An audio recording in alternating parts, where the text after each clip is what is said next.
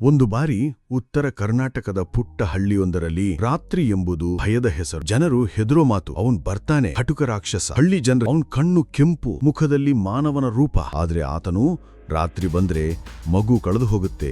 ಆ ಸಮಯದಲ್ಲಿ ಒಂದು ಯುವ ಪತ್ರಕರ್ತೆ ಅನು ಪಟ್ಟಣದಿಂದ ಆ ಹಳ್ಳಿಗೆ ಬಂದುಬಿಟ್ಟು ಆಕೆಗೆ ಈ ಕಥೆಗಳೆಲ್ಲ ಅತಿಶಯೋಕ್ತಿಯಂತೆ ತೋಚಿದವು. ಆದರೆ ದಿನದಿಂದ ದಿನಕ್ಕೆ ಅಜ್ಞಾತ ಶಬ್ದಗಳು, ನಿದ್ರೆಯಲ್ಲಿ ಕಾಣುವ ನೆರಳುಗಳು, ಕ್ಯಾಂಪೇರ ಸಹಜವಾಗಿ ಆನ್ ಆಗೋದು, ಈ ಎಲ್ಲವೂ ಅನುಗೆ ಪ್ರಶ್ನೆ ಹುಟ್ಟಿಸಿತು. ನಿಜವಾಗಿಯೂ ಇಲ್ಲವೇನು? ಒಂದು ರಾತ್ರಿ ಧೈರ್ಯವಾಗಿ ಕ್ಯಾಂಪೇರ ಹಿಡಿದು ಅನು ಕಾಡಿನ ದಾರಿಗೆ ಹೆಜ್ಜೆ ಹಾಕಿ ಅಲ್ಲಿ ಅವಳು ನೋಡಿ ಪಟದಲ್ಲಿ ಕೆಂಪು ಕಣ್ಣುಗಳಿರುವ ಅಜ್ಞಾತ ಆಕೃತಿ. ನಿನ್ನ ನೋಡ್ತಿದ್ದೀನಿ. ಅವಳು ಬೆಚ್ಚಿಬಿದ್ದಳು. ಅಲ್ಲಿ ನಿಂತಿದ್ದ ಶ್ಯಾಡೋ ನಿಜಕ್ಕೂ ಅವನೇ. ಆದರೆ ಅವನು ರಾಕ್ಷಸನಲ್ಲ, ಅವನು ರಾಘವಣ್ಣ. ಯುದ್ಧದಲ್ಲಿ ಹಾಳಾದ ಮನಸ್ಸಿನ ಒಬ್ಬ ಹಳೆಯು ಅವನನ್ನು ಮಾನವನಿಂದ ದೂರ ಮಾಡಿ. ಅವನ ಕೆಂಪು ಕಣ್ಣು ಒಂದು ರೋಗ, ಅವನ ಹಲ್ಲುಗಳಿಂದ ನಗು ಅರ್ಥ.